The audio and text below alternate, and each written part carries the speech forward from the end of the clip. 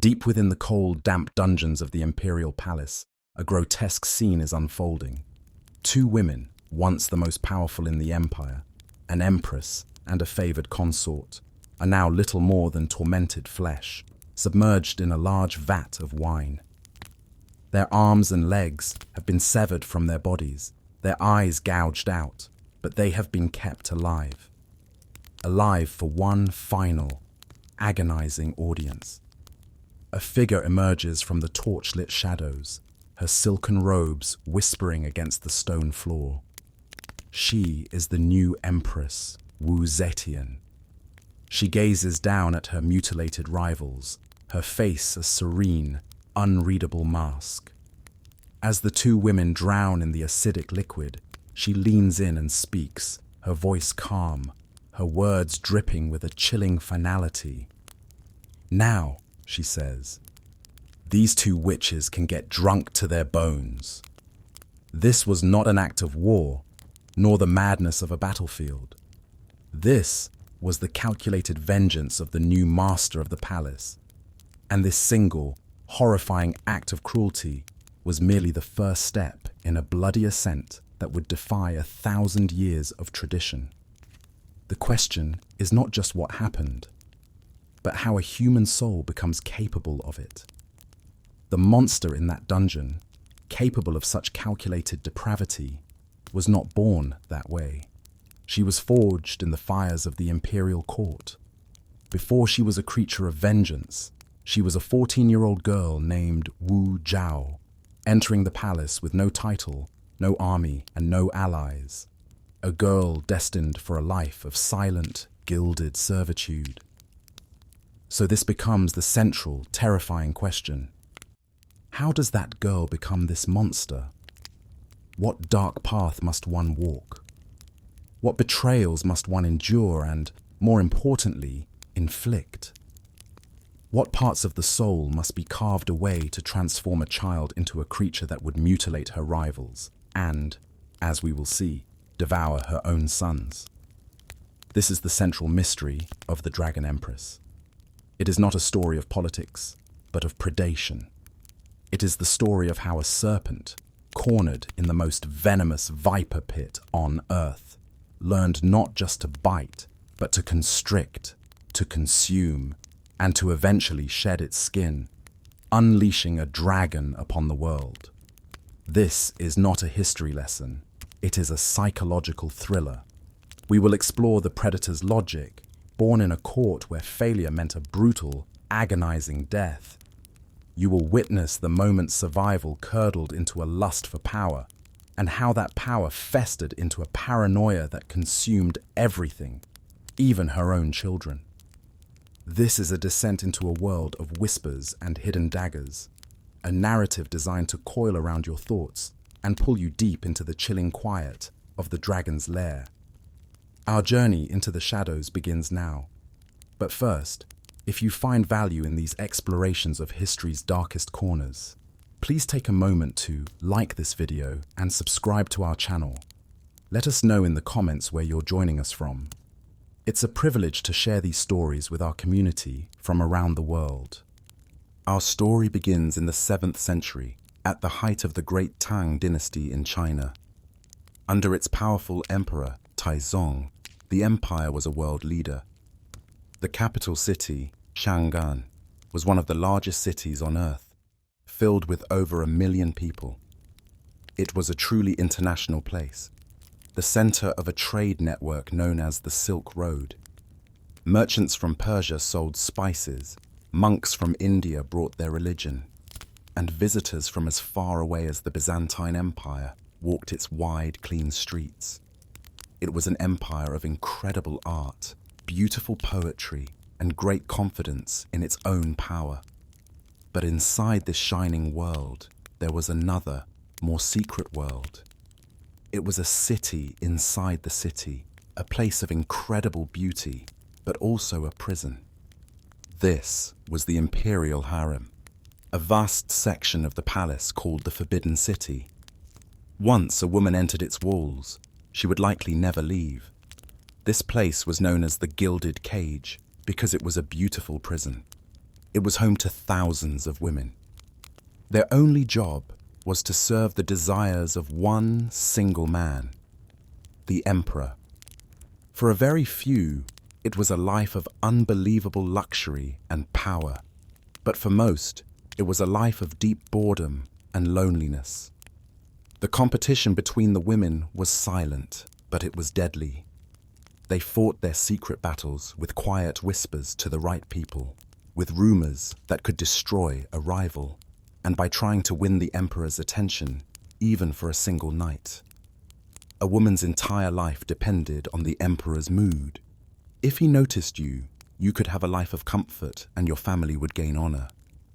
If he forgot you, you would be a ghost, buried alive in a beautiful room, waiting for a visitor who would never come. Into this dangerous world, in the year 638, walked a 14-year-old girl named Wu Zhao. She came from a good family.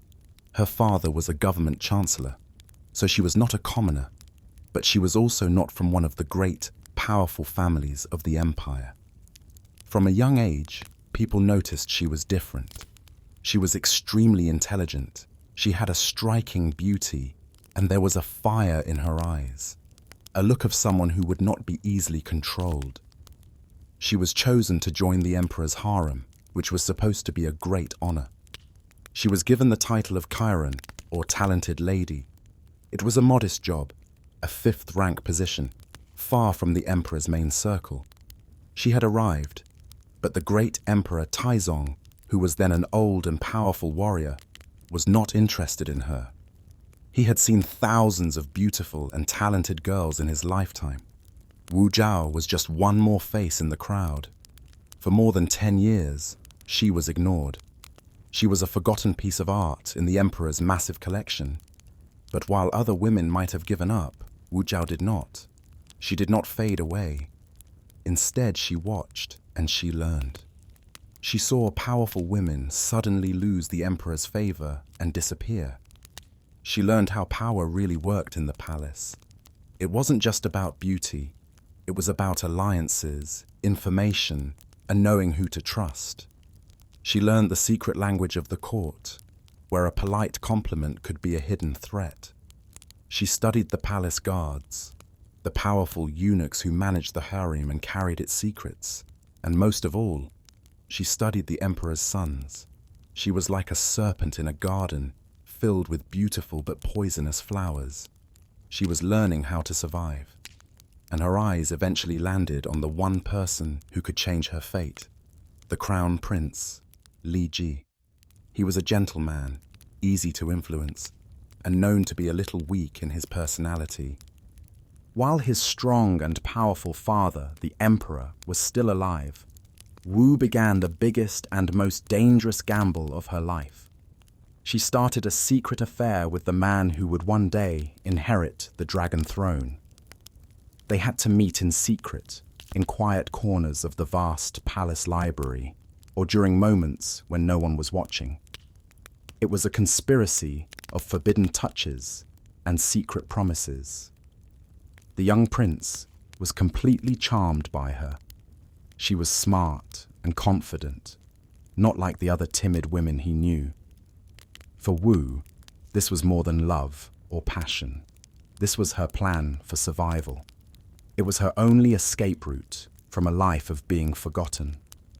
If they were discovered, the punishment would be a quick and brutal death for both of them. Every secret meeting was a dance on the edge of a knife. Then, in the year 649, Emperor Taizong died, and with his death, the Serpent's great gamble seemed to have failed completely. There was a sacred tradition in the empire. When an emperor died, any of his women who had not had children were forced to leave the palace forever. They had to have their heads shaved and were sent to a Buddhist monastery to live as nuns. It was a life of prayer, simple food, and being forgotten by the world. Wu Zhao, who was now 26 years old, was cast out of the palace. Her secret affair seemed pointless. Her life as a woman of the court was over. She was now just a nun, facing a future of cold stone walls, endless chanting, and the heavy, crushing feeling of all her dreams turning to dust. The new emperor, Li Ji, now known by his royal name Gaozong, sat on the dragon throne. But his life was not simple. He was a man caught between two powerful women. The first was his wife, the noble Empress Wang. Their marriage was a political one, and she had not given him a son. The second was his favorite, consort Xiao, a beautiful woman who had captured his heart and given him a son. The two women hated each other, and their rivalry filled the palace with tension. The young emperor, who was not a strong personality, felt weak and tired from their constant fighting. In his frustration, his mind drifted back to the woman from his past, the intelligent, confident woman who was so different from the others. He thought of Wu Zhao, now living as a nun in a monastery. On the anniversary of his father's death, Emperor Gaozong found an excuse to visit the Ganye temple where she lived. When he saw her, his old feelings returned.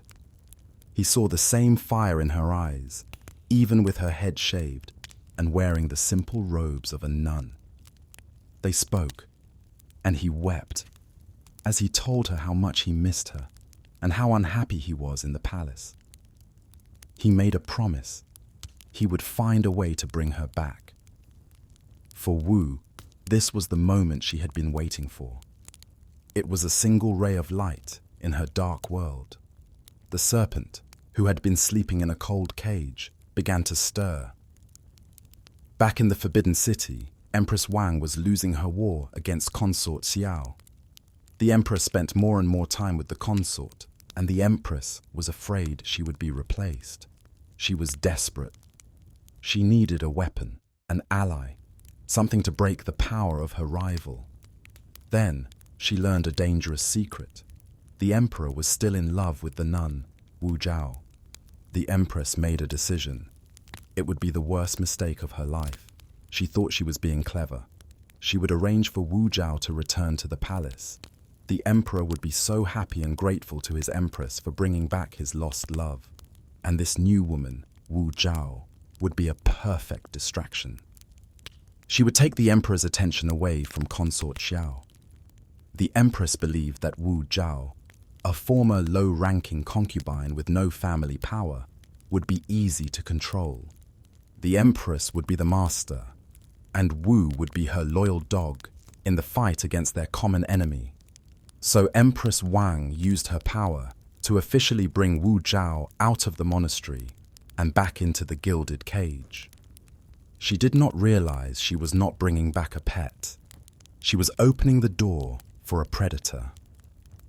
Wu Zhao returned to the palace, her hair now growing back, her simple robes replaced with the finest silks. She was smarter this time. She knew exactly how to play the game. She did not immediately challenge the Empress. Instead, she acted like the Empress's most humble and grateful servant. She was polite, she was respectful, and she thanked the Empress every day for saving her from the monastery. Together, Wu and the Empress focused all their energy on their shared enemy, consort Xiao. Wu used her influence with the Emperor to say bad things about the consort, while the Empress used her authority to make the consort's life difficult.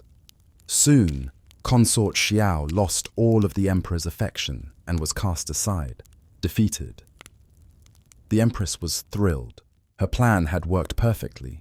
She now looked at Wu Zhao as her trusted friend and ally. She had no idea the serpent was now coiled right beside her, watching her and waiting for the perfect moment to strike. That moment came when Wu Zhao gave birth to a baby girl. The Emperor was overjoyed. He spent hours with Wu, celebrating their new child. This baby gave Wu enormous status and power. She was no longer just a favored woman. She was the mother of the Emperor's child. One afternoon, Empress Wang came to visit the nursery.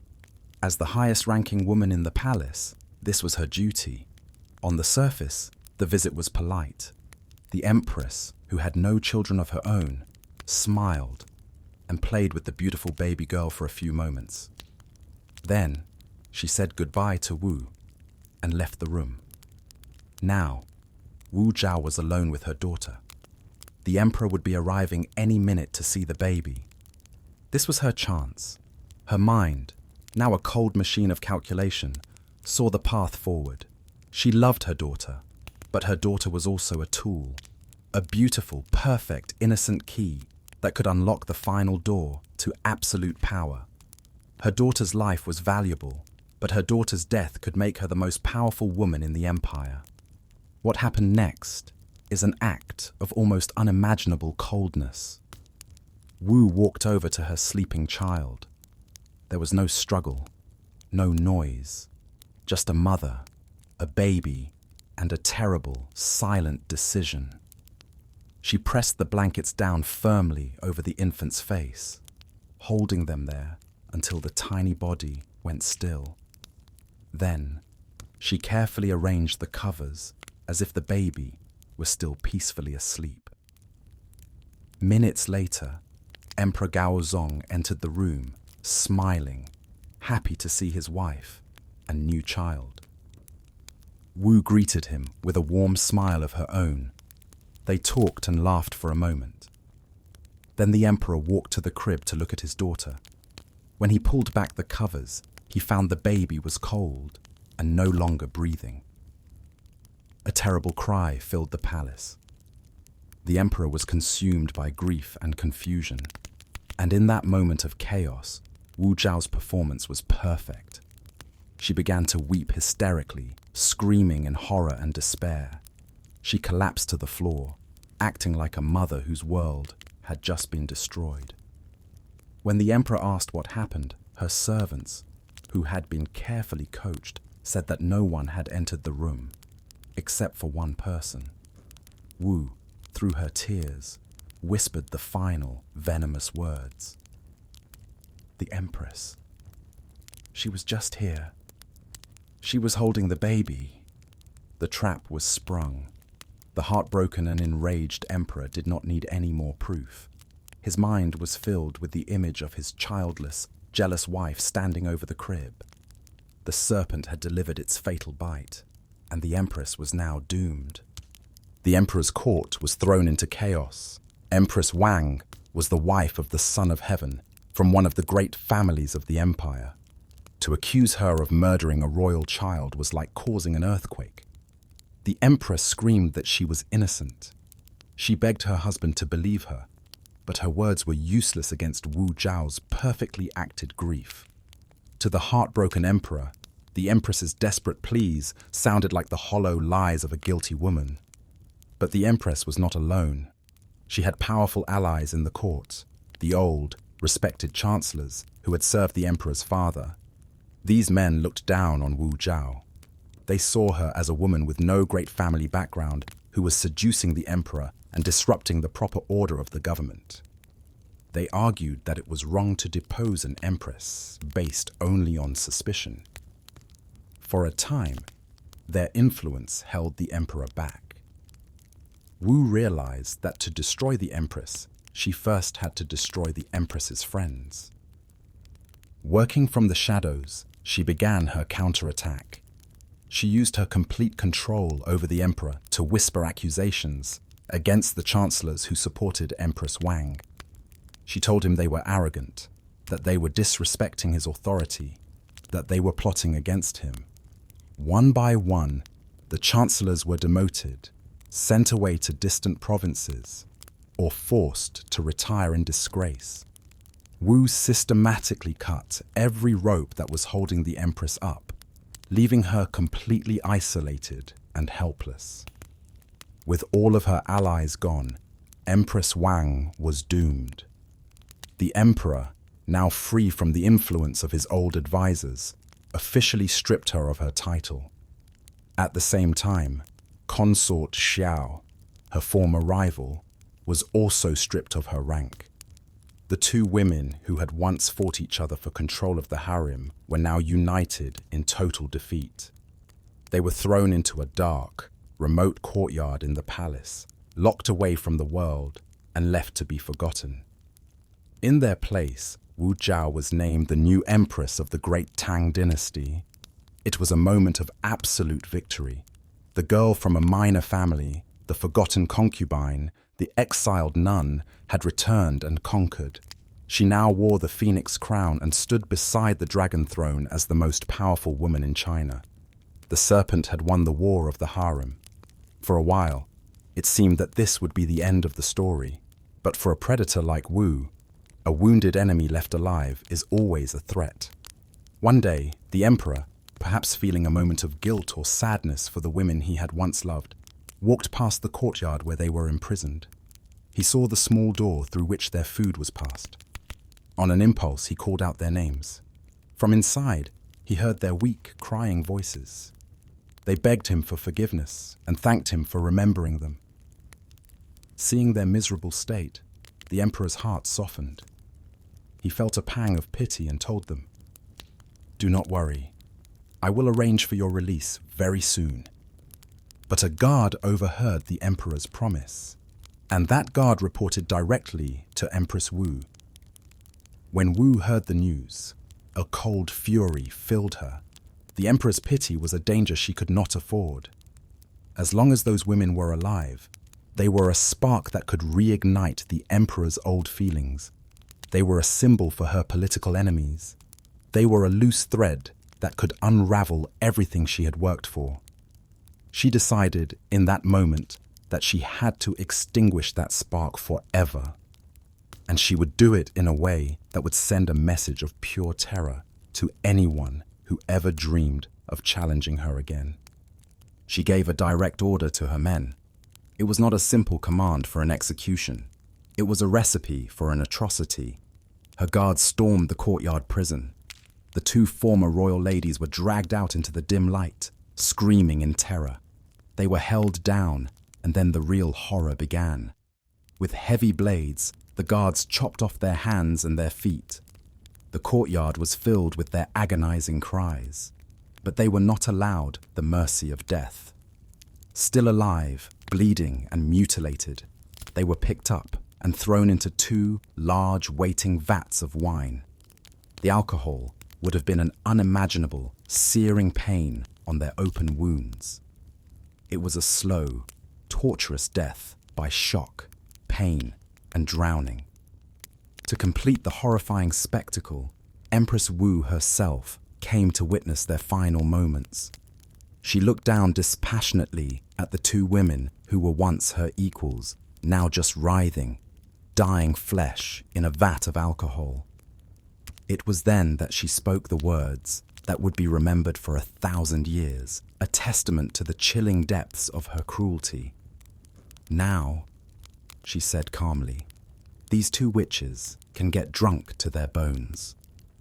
With this final, monstrous act, her rivals were not just dead, they were erased in the most horrifying way imaginable. Their families were hunted down, their allies were purged. Empress Wu's control over the palace and over the emperor's heart was now absolute and unquestionable. The serpent had devoured the vipers in its nest. Now, sitting beside the dragon throne as its master, her gaze began to move beyond the palace walls. The Harem was a small kingdom, but China was a vast empire. What happens when a creature forged in such a small, brutal world of personal betrayal is finally let loose upon the world of nations and armies? What new horrors would her ambition demand? With her rivals physically and brutally erased from existence, a new era began in the palace. Empress Wu's position was now unshakable. The other women in the harem were too terrified to even look her in the eye. The palace servants moved like ghosts whenever she was near, their heads bowed, afraid that a single wrong word could mean their death. The emperor, Gaozong, was completely devoted to her. He saw her not just as his wife, but as his most trusted partner, the brilliant woman who had brought order to his chaotic court. For a time, things were stable. Wu had won the ultimate prize she had been fighting for. She was the undisputed master of the Forbidden City. But the ambition that had driven her to commit such monstrous acts could not be contained within the walls of the harem. It was a fire that needed more fuel, and the entire Chinese empire was waiting. Her focus began to shift from the personal rivalries of the court to the vast, complex world of government, armies, and political power. Ministers and generals quickly learned the new reality. In the past, to get a law passed or a promotion approved, you needed the emperor's favor. Now, they understood that the emperor's favor was controlled by the empress. Important officials began to seek her out in private, presenting their ideas and requests to her first. They knew that if Empress Wu supported their cause, the emperor would agree without question. Her private chambers were slowly becoming the true center of government. She was no longer just the emperor's wife, she was becoming his co-ruler. This shift in power became much more dramatic when the emperor's health began to fail. Emperor Gaozong, who had always been a man of gentle health and weak will, began to suffer from a series of illnesses. He had dizzy spells that were so severe he could not stand. His eyesight began to blur, making it impossible for him to read the important state documents that arrived from all over the empire every day. He suffered from headaches, and what modern historians believe were a series of small strokes. The Son of Heaven, the man who was supposed to be the strong center of the world, was becoming a frail, confused invalid. He could no longer sit through the long, formal court meetings where the great issues of the empire were discussed. He grew tired easily, and his memory began to fade. The dragon throne was, in reality, becoming empty. The man sitting on it was losing his ability to rule. This power vacuum was the opportunity Wu had been waiting for. She did not seize power in a violent, public way. She did it cleverly and from behind the scenes. At first, she presented herself as the loyal, loving wife, simply helping her sick husband. She would sit with him for hours, reading the complex government reports to him out loud. She would explain the difficult problems, from border disputes with the Korean kingdoms to tax policies in the southern provinces. Her mind was sharp, her memory was perfect, and she understood politics better than anyone. The emperor, in his weakened state, became completely dependent on her. He trusted her judgment entirely. Soon, helping turned into directing. She would not just read the reports, she would suggest the correct response. Then, she began to make the decisions herself, telling the emperor what he should do.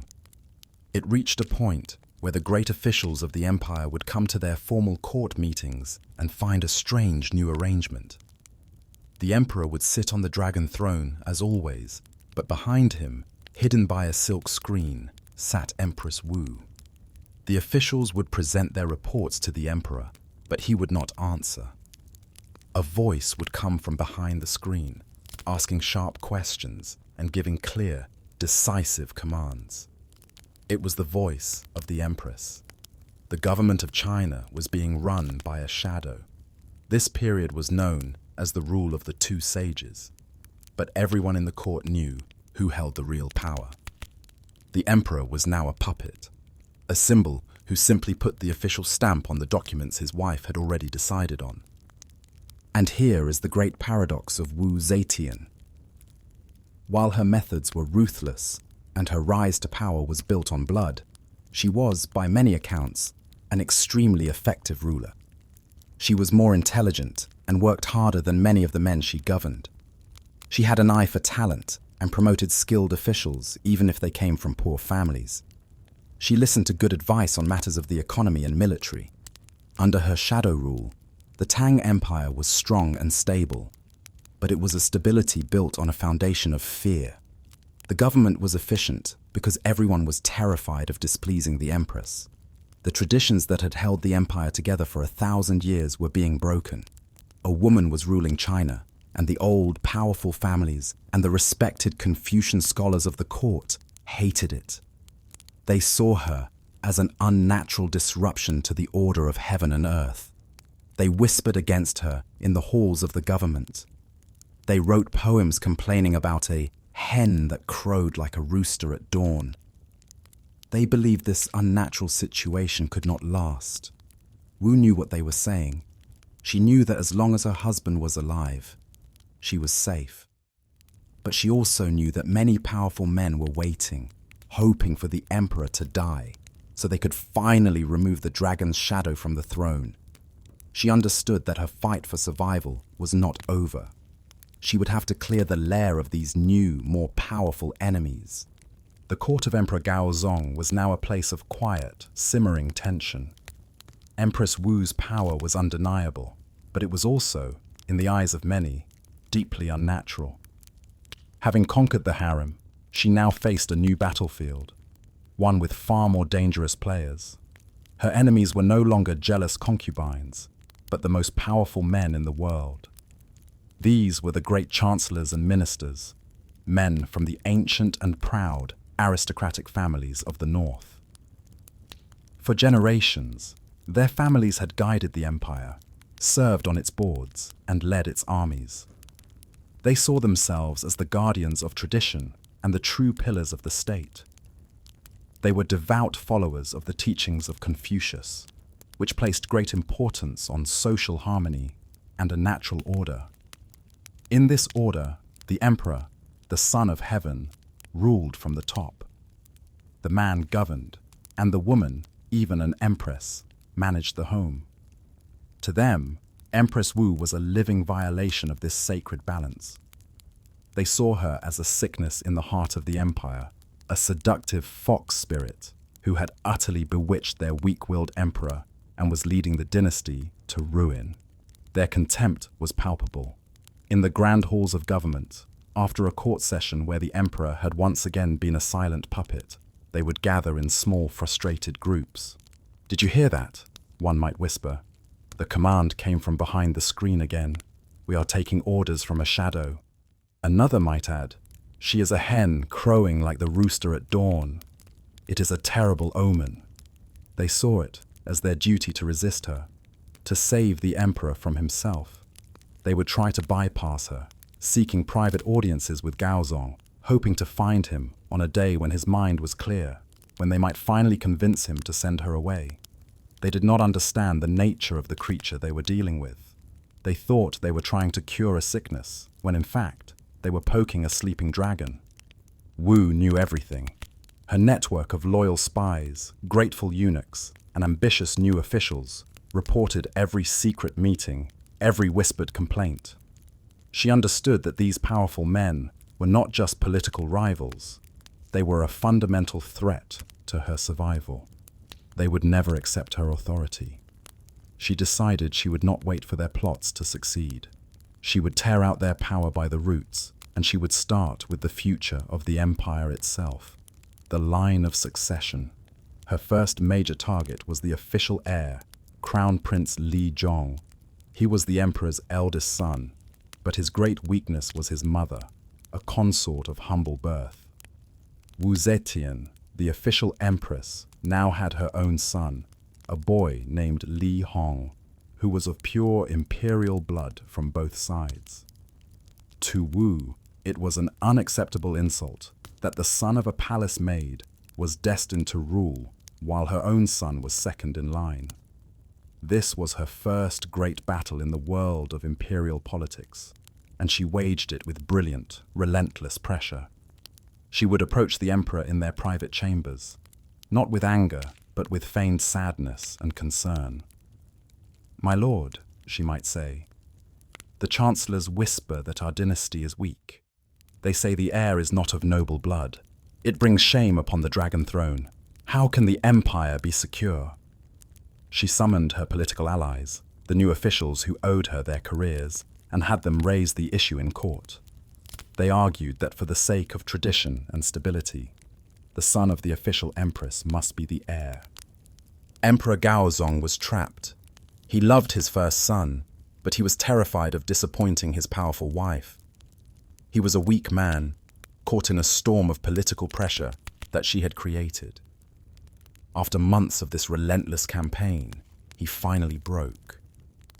In a formal court ceremony, Li Zhong was summoned. The young man was forced to kneel before his father and his stepmother as the imperial decree was read aloud.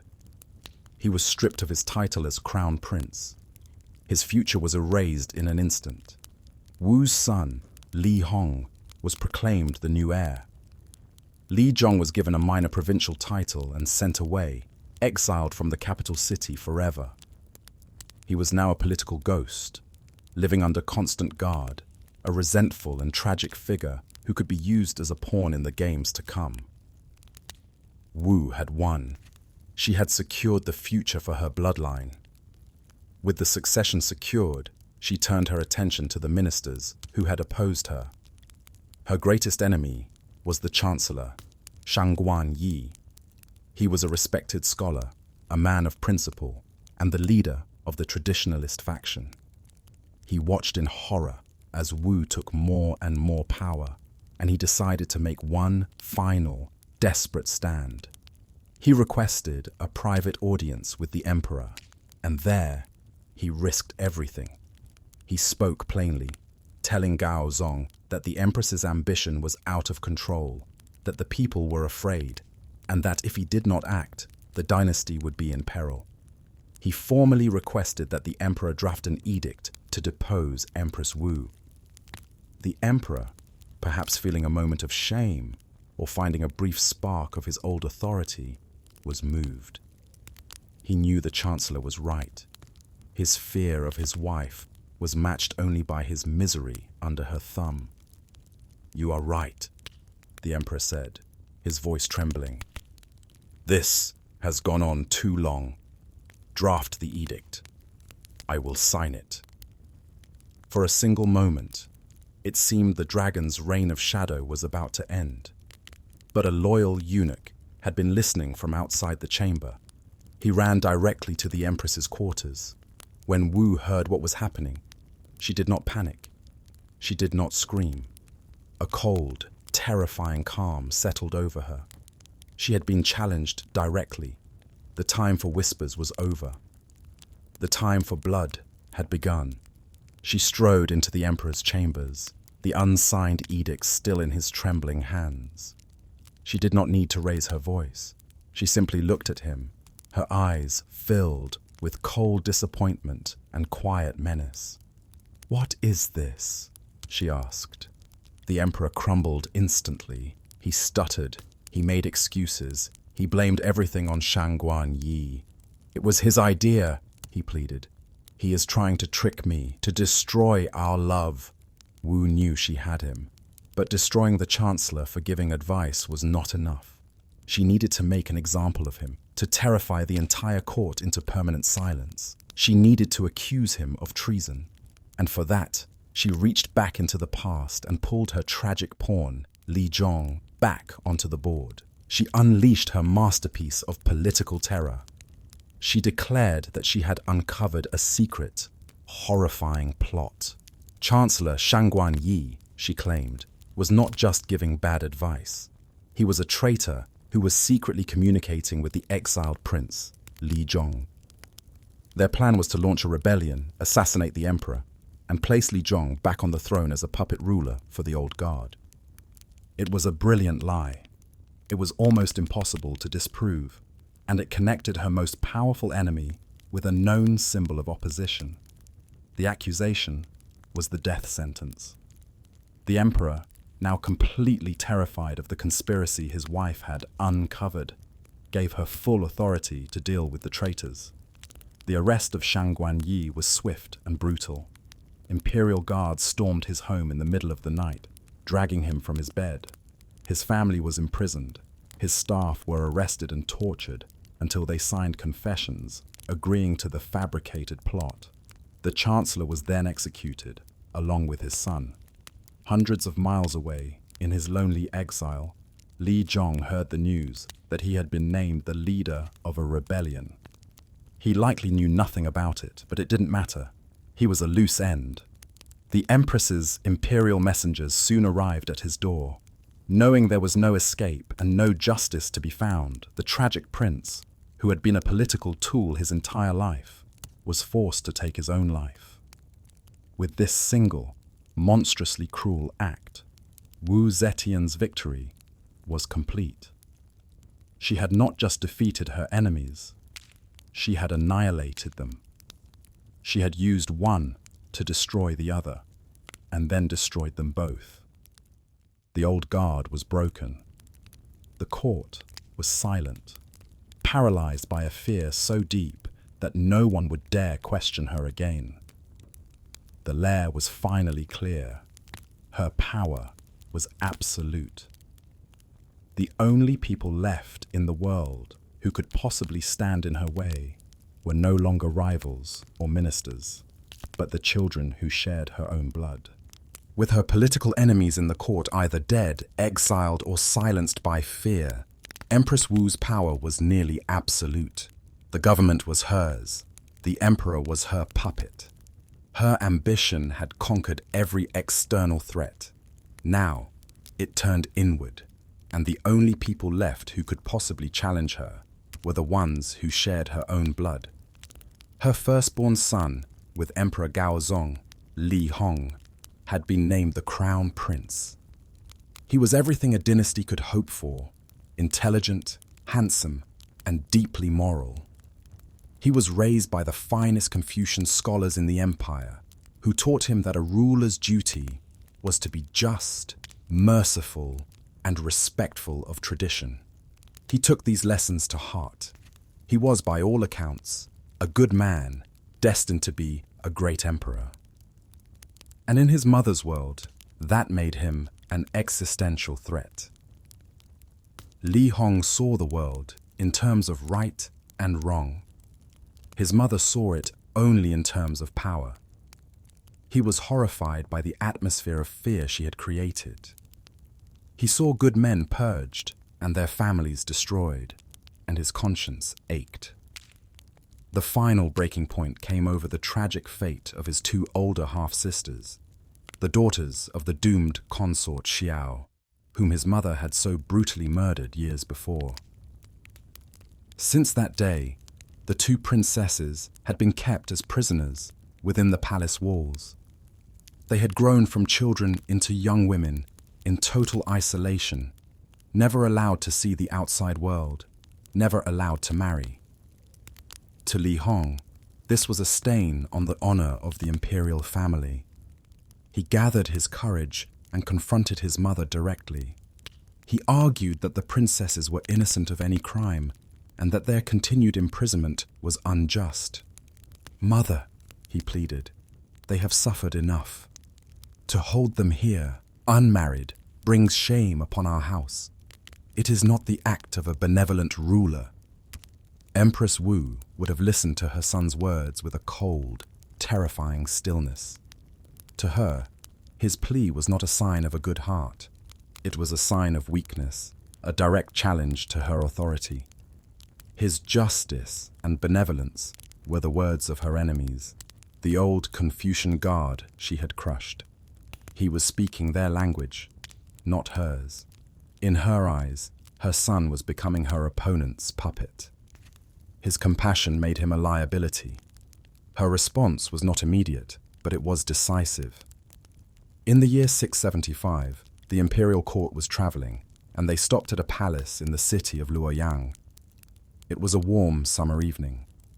The crown prince, a vibrant young man in perfect health, was summoned to have dinner with his mother. No one knows what was said during that final meal.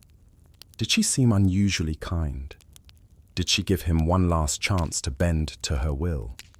What is known is what happened next. Hours after the dinner, the crown prince was seized by violent, agonizing stomach pains. He died before the sun came up. The official cause of death was poisoning from a common meal, a tragic accident. But no one in the court believed it. The timing was too perfect. The motive was too clear. Empress Wu, for her part, played the role of the devastated mother perfectly. She held a magnificent funeral and gave Li Hong the posthumous title of emperor, a hollow honor for the son she had almost certainly killed. The message was now brutally clear. Loyalty to any principle higher than Empress Wu herself was a death sentence, even for her own son. With Li Hong gone, her second son, Li Xian, was made the new crown prince. But Li Xian was a different man. He was not an idealist, he was a realist. And the reality he faced was that his mother was a murderer and he was next in line. He lived in a state of constant, gnawing terror. Every time he was summoned to her chambers, his heart would pound with fear. Every word he spoke in court was carefully measured, afraid it would be misconstrued. He knew he was being watched, his every action analyzed for any sign of defiance. He reportedly wrote poetry in secret to express his despair, writing of a life lived in a beautiful prison, waiting for the executioner's call.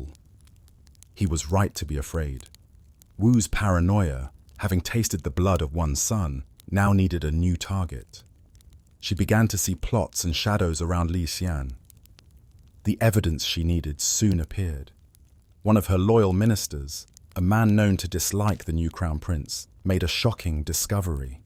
He found hundreds of suits of armor hidden away in the stables of the crown prince's palace. The discovery was almost certainly a setup. The armor could have been standard equipment for the prince's guard, or it could have been planted there by Wu's agents.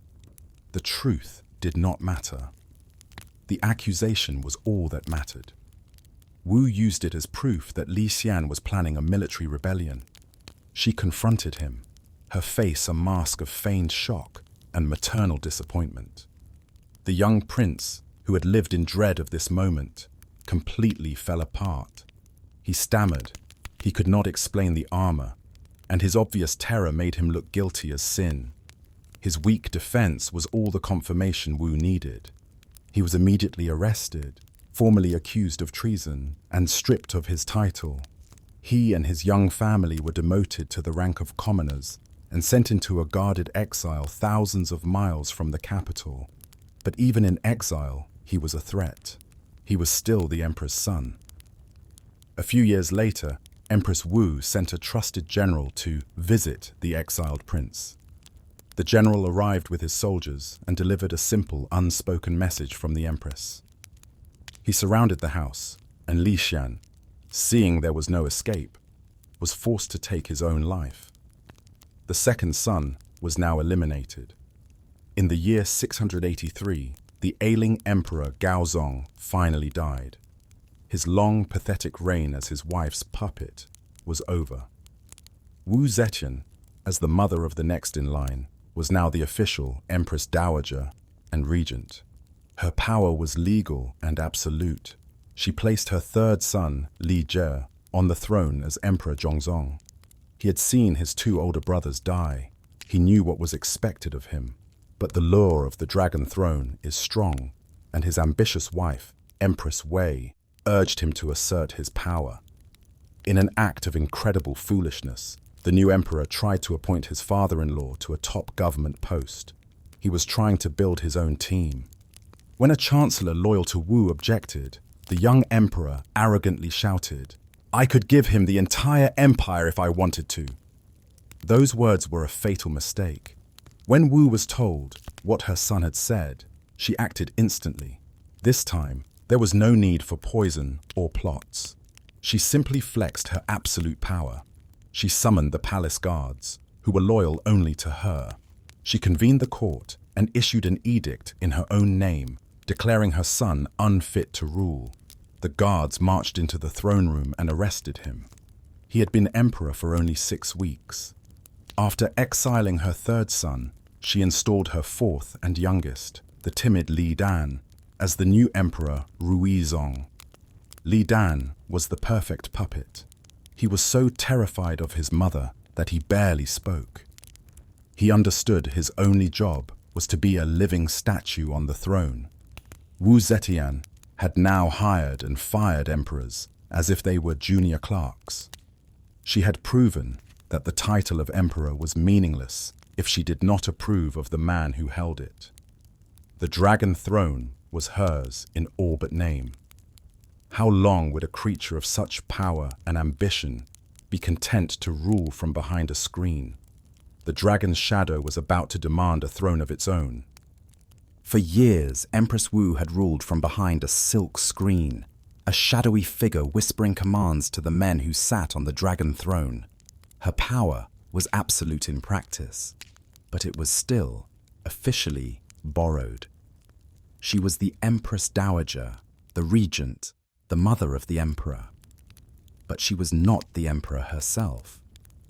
Her youngest son, Li Dan, who reigned as Emperor Ruzong, was her perfect puppet. He was so terrified of his mother that he was barely a person anymore. He was a political prisoner in his own palace, rarely allowed to leave his private quarters, let alone make a decision. He was a living stamp, used to make his mother's orders official. Li Dan understood his position perfectly. He knew the throne he sat on was not truly his. In fact, he lived in such fear that he repeatedly offered to give up the throne to his mother. He sent formal petitions to her, begging her to take the title of emperor for herself. It was an unprecedented situation. An emperor begging to be fired. For a time, Wu Zetian refused. This was part of her genius. A direct seizure of power could look like a crude military coup, but if she could make it seem like the people, the heavens, and even the current emperor himself were all demanding that she take the throne, it would look not like a grab for power, but like she was reluctantly accepting her divine destiny. She was not taking the throne, she was being given it. She spent several years carefully preparing the stage for her final, most audacious move. Her greatest obstacle was not the army or the court, both of which she controlled completely. Her greatest obstacle was 3,000 years of history, tradition, and belief. In China, the right to rule was called the mandate of heaven. The ruler was the son of heaven, a divine link between the sky and the earth. The entire philosophy and religion of the state, based on Confucianism, was built on the idea that the universe was in balance only when men ruled and women managed the household. A woman becoming emperor was not just politically illegal, it was seen as an unnatural act that would offend the gods and throw the entire world into chaos. Wu needed to convince the empire that a woman could hold the mandate of heaven. To do this, she launched one of the most brilliant propaganda campaigns in history. She turned to a different religion, Buddhism. Many of the old Confucian scholars hated her, but Buddhism was very popular with the common people, and she had been a major supporter of its temples and monks. Her allies, including her rumored lover, a powerful monk named Shui Huayi, began to spread a new message. They claimed to have discovered an ancient Buddhist text called the Great Cloud Sutra. This text, they announced, contained a remarkable prophecy. It spoke of a time when the female reincarnation of the Maitreya, a future Buddha who would descend to earth to usher in an age of peace and prosperity, would become the ruler of the world.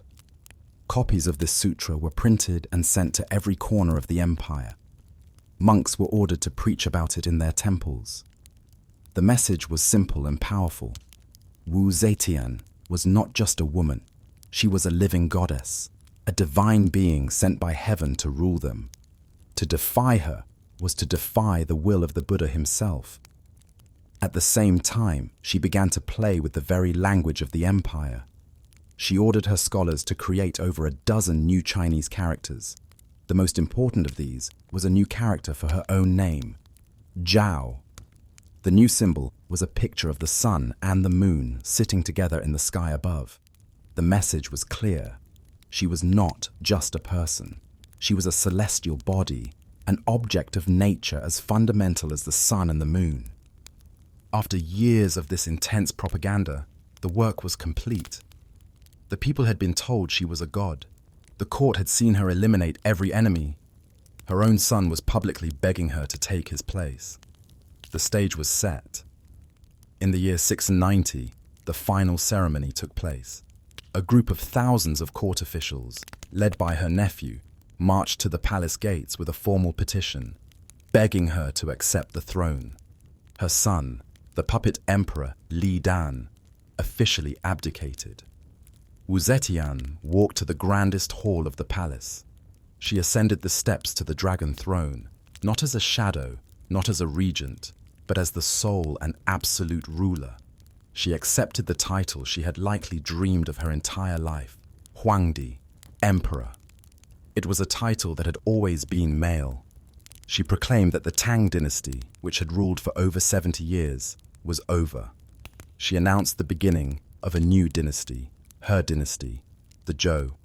In that moment, she had done the impossible. The young girl who had entered the palace as a minor concubine, the forgotten nun, the ruthless wife, the shadow regent, had now become the source of all power. The serpent had finally shed its last skin. The dragon was now the undisputed god of the Chinese world. Wu Zetian, now Emperor Huangdi, sat upon the dragon throne.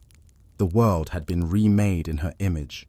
The name of the dynasty was changed from Tang to Zhou. The capital city itself was renamed Chengdu, the divine capital. On the surface, it was a moment of supreme triumph, the culmination of a life of struggle and ruthless ambition. But the woman on the throne knew her victory was fragile. The dragon was coiled on its hoard of treasure, but it knew it was surrounded by hunters. She was a woman ruling a world that had only ever been ruled by men. She was a usurper in the eyes of the powerful families she had crushed and the proud Confucian scholars she had humiliated. She knew that beneath the silent, bowing heads of her courtiers, resentment was a poison, simmering and spreading. She understood that she could not rule by tradition, for she had shattered it. She could not rule by respect, for her methods had earned her only fear. So she made a decision. She would embrace fear as her closest ally. Her paranoia, once a sharp tool for her ascent, now became the central organizing principle of her entire government.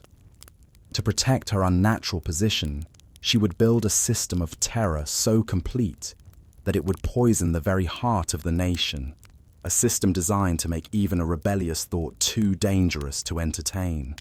Her first and most important weapon in this new war was her secret police. This was not the normal city guard or the formal imperial investigators.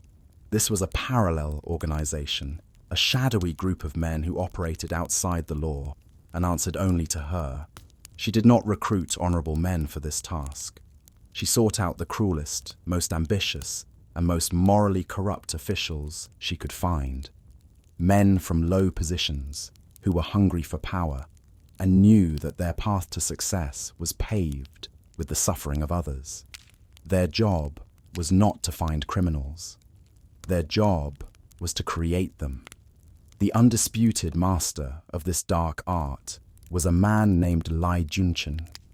He was, perhaps, the most terrifying man in China.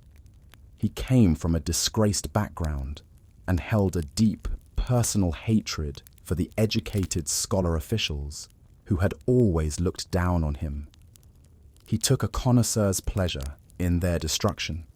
He was not just a torturer, he was a true artist of pain, a master of psychological warfare, who understood how to break a man's mind long before he had to break his body. He and his colleagues even wrote a book about their methods, a chilling masterpiece of state-sponsored terror called the Manual of Entrapment. This was not a mere collection of suggestions. It was a step-by-step textbook on how to frame, convict, and destroy any person the state wanted gone. It had chapters on how to forge handwriting, how to plant false evidence, and how to create a web of false accusations so thick that the victim would be entangled before they even knew they were under investigation. The manual explained how to begin an interrogation, not with violence, but with a friendly tone. "The Empress is merciful," an interrogator might say. "She knows you are a loyal man who has been led astray. Just tell us the names of the others who plotted with you, and you will be rewarded with a quick, painless death." If psychological tricks failed, the manual offered a menu of tortures, each designed to inflict maximum agony. They had creative, almost poetic names for their horrifying techniques. There was the rack, there was slow starvation, and there was the method of hanging a person by their wrists and ankles until their joints pulled apart. One of the most feared techniques involved placing a victim in a large urn and building a fire around it, slowly cooking them alive. The goal was never to learn the truth. The goal was to produce a document, a signed confession, often implicating dozens of other innocent people. The terror of this system was absolute. An arrest by Lai Junshen's secret police was not the beginning of a legal process. It was the beginning of a funeral. There was no hope of a trial or an appeal. Everyone knew that the Empress herself had unleashed these men. The fear was so intense that many high officials, upon receiving a summons to be questioned, would immediately go home, write a farewell letter to their family, and take their own lives. They knew that a clean death by their own hand was an act of mercy compared to what awaited them in Lai Junshen's prisons. To understand how this machine worked, consider a typical case. An elderly, respected minister in the government is known to be a traditionalist who quietly disapproves of the Empress's rule. An anonymous note is dropped in an urn, accusing him of complaining about a recent policy. That is all it takes. That night, the secret police arrive at his home. They don't knock. They break down the door. The minister and his family are dragged from their beds. He is taken to a dark, windowless room. Lai Junshen himself might oversee the interrogation. He would begin with a smile. "Your Empress knows you have served loyally for many years," he would say. "But bad men have spoken treason in your name. Just give us their names, and this will all be over." The old minister insists he is innocent. The smile vanishes from Lai Junshen's face. The torture begins. After days of agony, the old man is broken. He can no longer think clearly. He just wants the pain to stop. Lai Junshen's men present him with a document. It is a pre-written confession. It says that he was the leader of a vast conspiracy to overthrow the Empress, and it lists the names of 20 of his friends, colleagues, and students as his co-conspirators. "Sign this," they tell him, "and we will allow your family to live. Refuse, and they will join you here." The old man takes the brush in his trembling, broken hand and signs his name. He is executed the next day. And now, the secret police have a new list of 20 traitors to arrest. The machine feeds itself, but a secret police force was not enough. Wu Zetian wanted to turn the entire nation into her eyes and ears. She created her second great invention of terror, a set of four-sided, ornate bronze boxes placed in the heart of the capital. Each side had a slot for a different purpose. One was for recommending talented men for office. Another was for offering fair criticism of the government. A third was for reporting genuine injustices. And the fourth, the most sinister slot, was for anyone to secretly and anonymously accuse any other person of any crime, especially treason. This was Wu's true dark genius. She had weaponized the paranoia of an entire society. Now every citizen was a potential spy. A farmer could accuse the wealthy landowner who charged him too much rent. A jealous courtier could destroy a rival who was about to get a promotion. A bitter merchant could eliminate his competition. All it took was an unsigned note dropped into a bronze box. No one would ever know who wrote it. To encourage this, Wu announced that anyone who traveled to the capital to make an accusation would be treated as an honored guest of the state, given a horse and a salary for their troubles. A tide of informants flooded the capital, all eager to prove their loyalty by ruining someone else. The vibrant social life of the city froze. Ministers were afraid to speak to each other. Friends stopped visiting each other's homes. A careless word, an innocent joke, a single complaint about the weather could be twisted into a treasonous statement and reported. Wu Zetian had created a nation that policed itself, a reign of terror so pervasive that it was enforced not by an army, but by the quiet, fearful suspicion in every person's heart. The reign of terror had achieved its goal.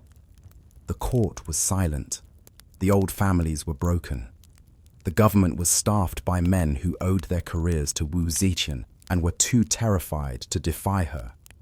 But the Empress was intelligent enough to know that a throne built only on fear is a fragile thing. Fear can control a person's actions, but it cannot win their heart. A dynasty built only on terror will collapse the moment the terror fades. She knew she needed something more. She needed legitimacy. She needed the people to believe that her rule was not just powerful, but that it was right. If tradition would not give her that legitimacy, she would create a new one.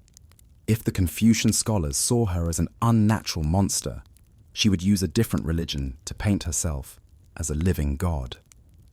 This was the ultimate propaganda campaign, to replace the old beliefs that condemned her with a new reality where she was the prophesied savior of the world. Her chosen tool was Buddhism. For centuries, the official philosophy of the Chinese state was Confucianism, with its rigid social hierarchies and its belief that women should be subordinate to men. This philosophy was her enemy. Buddhism, on the other hand, was incredibly popular with the common people. It was a religion of compassion, personal salvation, and mysterious, powerful deities.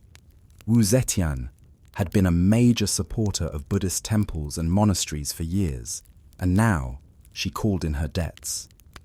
She ordered her allies within the Buddhist leadership, including her rumored lover, the charismatic and powerful monk Shui Huaiyi, to find a way to justify her rule.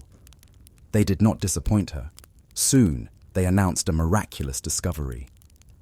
They claimed to have found a long-lost sacred text called the Great Cloud Sutra. This text, they declared, contained an amazing prophecy. It told of a divine female being, the reincarnation of the future Buddha, Maitreya, who would one day descend from the heavens to rule the earth and bring about a new age of peace and prosperity. The message, promoted by the full power of the state, was electrifying. Copies of the sutra were made and sent to every corner of the empire. Empress Wu ordered that a great cloud temple be built in every single province of China, and that the monks must lecture on this prophecy to the people every day. It was a brilliant move. She was telling the nation that she was not a usurper who had broken the rules. She was a living goddess whose arrival had been foretold centuries ago. To oppose her was to oppose the will of heaven itself. For the millions of ordinary Chinese peasants and merchants, the idea that a living Buddha was now on the dragon throne was a powerful and hopeful message. To further cement her unique, godlike status, she even began to change the Chinese language itself. She commanded her scholars to invent more than a dozen new written characters. The most significant was a new character for her own chosen name, Zhao.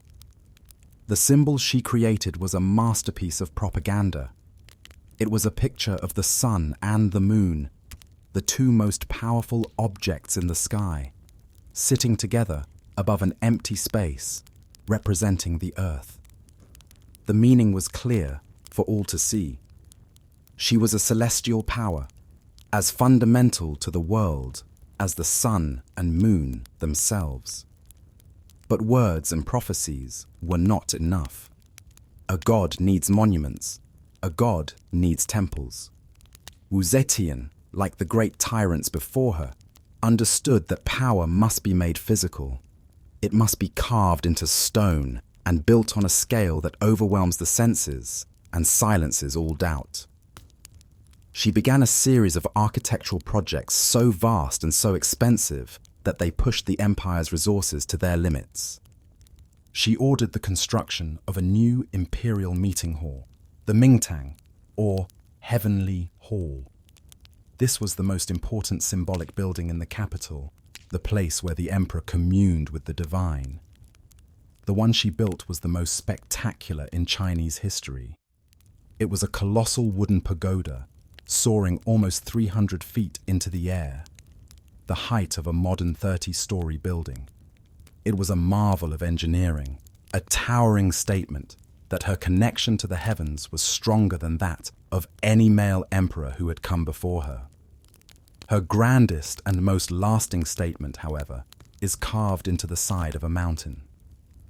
At the Longmen Grottos, a sacred site outside the capital, she sponsored the completion of the magnificent Fengxian Temple. It is a massive complex of Buddhist deities, carved directly out of a limestone cliff face. At its center sits one of the most breathtaking statues in the world, the great Vairocana Buddha. The statue is enormous, over 55 feet tall. It depicts the ultimate Buddha, the celestial being from whom the entire universe emanates.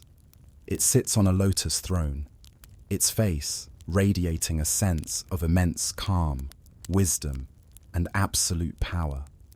And it is widely believed by historians that the face of this supreme male deity was carved to look exactly like Wu Zetian herself. It was the ultimate act of self-deification. She had transformed herself from a woman into a male god, her features forever etched onto the landscape of her empire. Every pilgrim, every merchant, every official who visited this sacred site would be forced to gaze up in awe at a colossal statue of a god that had the calm, powerful, and distinctly feminine face of their empress. It was propaganda made permanent, a message of her divinity that would outlast any book or edict. These magnificent projects, of course, came at a staggering human cost. Taxes were raised to ruinous levels to pay for the endless construction. Hundreds of thousands of peasants and laborers were conscripted, forced to work long, hard hours to build these monuments to their empress's ego. The state granaries were emptied to feed the armies of workers. While the people may have been told they were living under the rule of a benevolent living god, they were also being crushed by the weight of her ambition. The dragon now sat on the throne, not just as an emperor, but as a god. Her secret police had silenced all dissent with fear. Her propaganda had rewritten religion to prove her rule was divine. Her face was now the face of the Buddha, carved into a mountain for all eternity.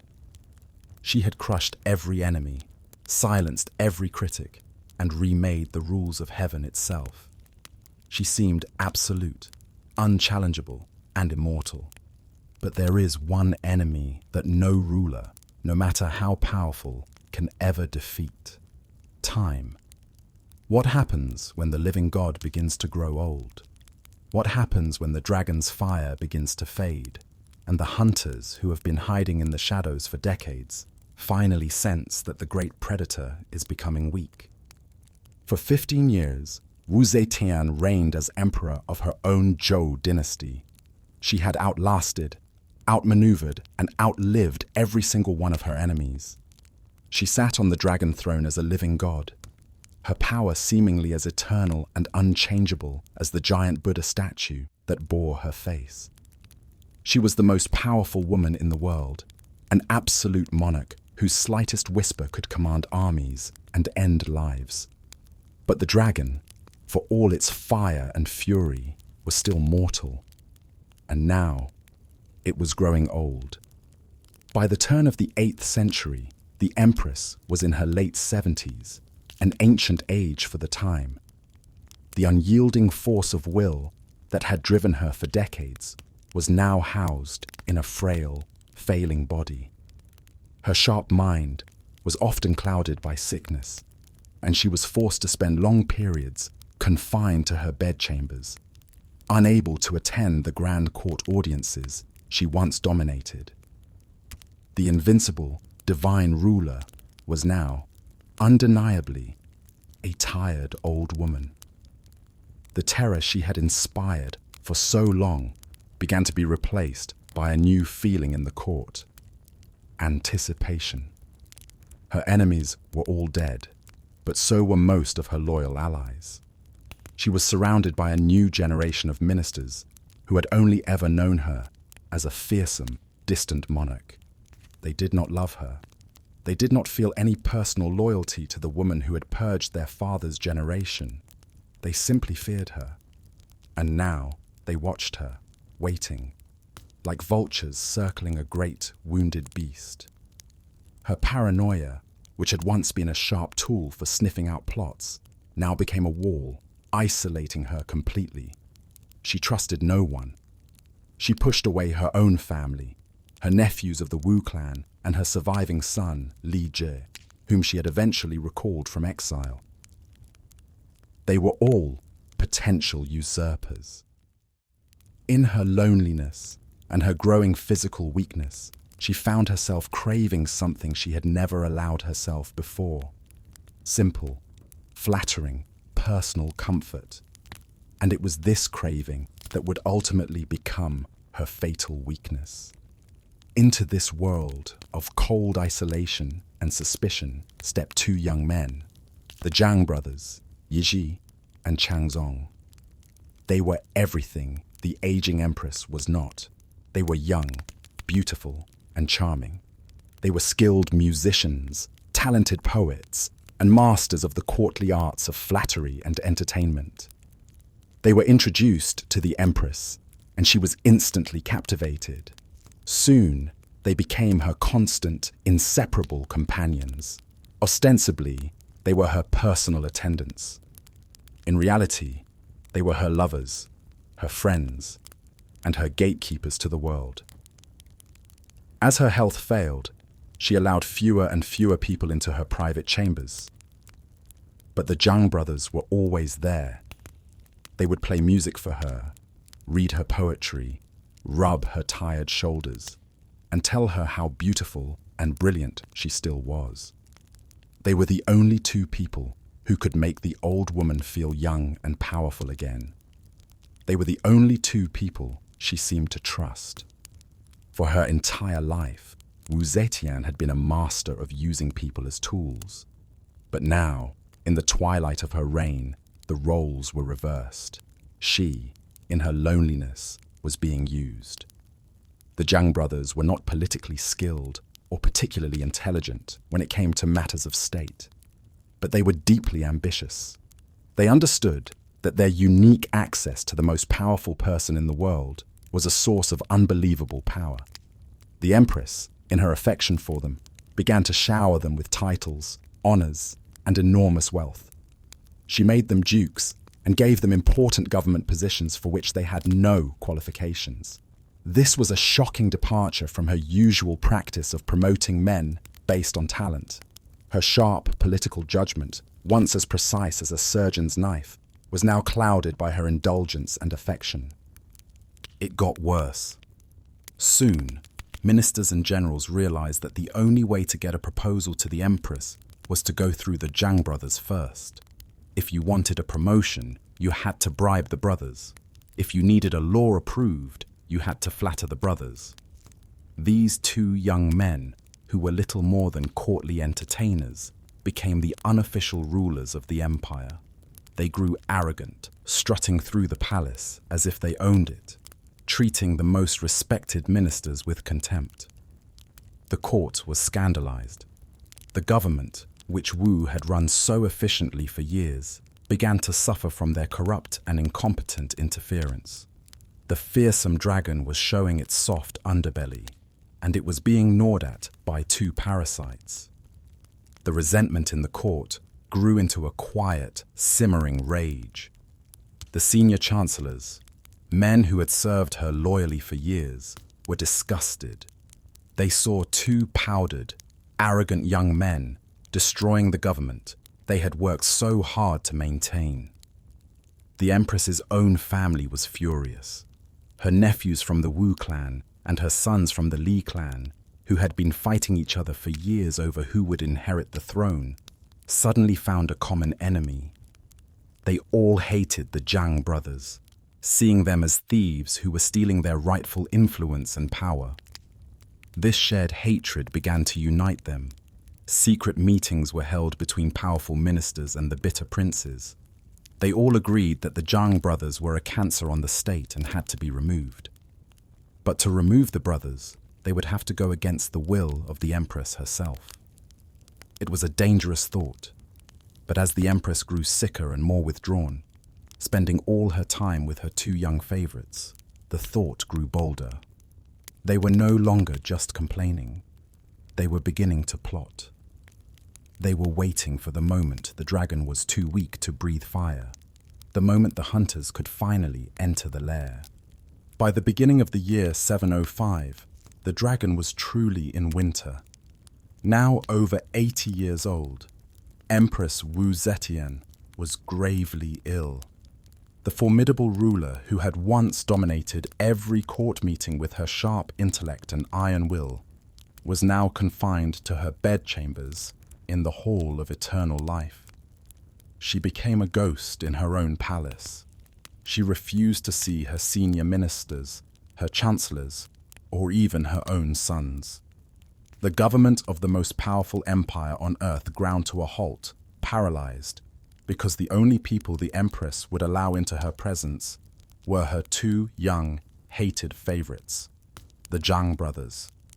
This was the tipping point. For the powerful ministers and princes who had been plotting in the shadows, this was the moment of supreme danger.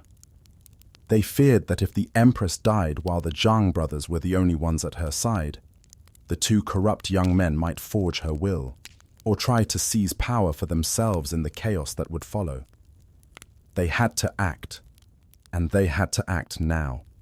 The plot was led by a group of her own senior chancellors, tired of the corruption and fearing for the future of the empire. But to give their coup legitimacy, they needed a member of the imperial family. They went to her son, Li Zhe, the same son she had deposed and exiled years ago and later recalled to the capital. They convinced him to join them. This was not just a rebellion, it was a restoration of the rightful Tang Dynasty. With the prince on their side, and with the secret support of the commanders of the palace guard, the hunters were ready to enter the lair. On the 20th of February, 705, the plan was put into motion. The plotters, leading a contingent of loyal guards, marched directly to the Hall of Eternal Life, the Empress's private sanctuary. There was no great battle. They met little resistance. The guards stationed there, also disgusted with the Zhang brothers, simply stood aside and let them pass. Their first objective was to cut the head off the snake. They found Zhang Yiji and Zhang Changzong in a palace corridor. The two brothers, who had been arrogant and untouchable just hours before, were now cornered. There was no time for pleas or bargains. The soldiers drew their swords, and the Empress's two beloved favorites were cut down on the spot. With blood on their blades, the plotters then proceeded to the Empress's bedchamber. They stormed into the room, a group of grim-faced chancellors and armed guards, led by her own son. They surrounded the bed of the most feared person in the world. The old woman, frail and sick, is said to have been startled awake by the noise. Seeing the armed men, she asked, "Is there a rebellion?" The lead chancellor stepped forward, bowed respectfully, and gave a masterfully dishonest answer. "There is no rebellion, Your Majesty," he said. "We have only executed the traitors, Zhang Yiji and Zhang Changzong. They were plotting against you, and we could not allow it. They framed their coup as an act of loyalty, a heroic rescue of the Empress from her corrupt favorites." Then, after that brief, polite lie, came the cold, hard reality. The Chancellor continued, explaining that for the good of the Empire, to calm the heavens, and to secure the future, They were humbly asking her to pass the throne to the crown prince. Wu Zetian looked at the faces around her bed. Her protectors were dead. Her son was standing with her enemies. The guards were no longer hers. She was 81 years old, sick, and utterly alone. The great predator was finally checkmated. There were no more moves to make. She agreed. A few days later, a final edict was issued in her name. She officially abdicated the dragon throne in favor of her son, Li Jie, who once again became Emperor Zhongzong. Her Zhou dynasty was abolished, and the great Tang Dynasty was restored. Her reign, one of the most remarkable and terrifying in history, did not end with a great battle or a blaze of glory. It ended in the quiet of her bedroom, with a forced and humiliating surrender. The dragon's fire was finally out. She was given the respectful but powerless title of Empress Regent and was moved to a different palace, effectively a prisoner of the new government. The age of the Dragon Empress was over. In the quiet palace where she was now a prisoner, Wu Zetian lived out her final months. The most powerful and feared woman in the world, the living god of the Zhou dynasty, was now just a frail, forgotten old woman. Later that year, in the winter of 705, she died peacefully. The tumultuous, fiery, and bloody life of the Dragon Empress ended not with a bang, but with a quiet, final breath. So how does history remember her? This is the great paradox of Wu Zetian. She was, without question, a brutal tyrant, a paranoid ruler who created a terrifying police state and washed the court in the blood of her enemies. She was a monster who mutilated her rivals in a vat of wine, and a predator who devoured her own children to clear her path to power. And yet, she was also one of the most effective and decisive rulers of her age. She broke the power of the corrupt aristocracy that had held the empire back for generations. She promoted talented men based on their skill, not their family name, creating a more meritocratic government. She expanded the borders of the empire, competently managed its economy, and for millions of ordinary citizens, her long reign was a period of stability and strength. She was both a monster and a genius, a tyrant and a visionary. But Wu Zetian, the master manipulator, had one final mystery to leave for the world. In her last will and testament, she made a shocking request. She, who had created her own dynasty and ruled as Emperor Huangdi, asked not to be buried with the honors of an emperor. Instead, she asked that her tomb be placed next to her husband, Emperor Gaozong, and that her gravestone list her only by the title she held before her ascension, Empress Consort of the Tang Dynasty. What did this final act mean? Was it a final, genuine gesture of love for the husband whose weakness had given her the world? Was it a quiet confession, a final admission that she knew her rule as emperor was illegitimate, and that her Zhou dynasty would crumble to dust after her death? Or was it the ultimate act of a cunning serpent? A final move to shed her dragon skin, hiding her monstrous and revolutionary nature behind the humble, traditional title of wife, ensuring that history could never solve her riddle, but would be forced to grapple with her mystery forever. Her story is a chilling reminder that the line between a monster and a hero is sometimes written only by the victor, and that the most fearsome dragons are often the ones who, in the end, try to convince the world they were never dragons at all. Thank you for joining us on this journey into the heart of the Tang Dynasty. If you find value in these immersive dives into the shadows of the past, please take a moment to like this video and subscribe to our channel for more dark histories. It is always a privilege to explore these stories with you. Until next time.